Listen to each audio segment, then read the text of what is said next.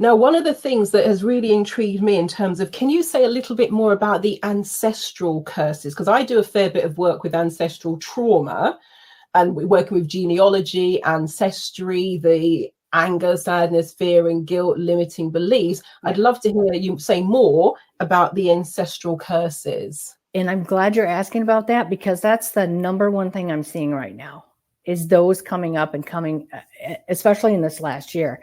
It's almost like they can hide and you won't even know they're there, just in the energy field, and you won't see them unless you're really digging in there. You know what I'm saying? Like digging around, because many of the ones I see now are set to go off right now. And what I mean is, whoever generationally, whoever initially placed the curse had a specific idea for what they wanted, how they wanted to impact that family line. Okay. And so now, now I see them going off and activating.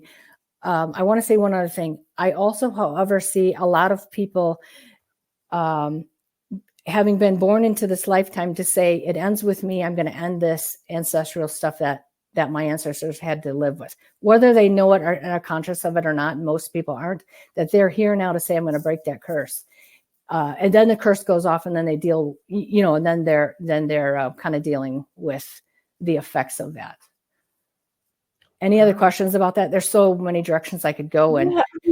So just so I can get my head around it, are we saying, let's just say in 1590, Yep. Aunt Hilda decides that this is what, or somebody decides, let's say that there's a family that they're opposed to. Yeah. So they put a curse on that family, and they might say 500 years forthwith or something like that.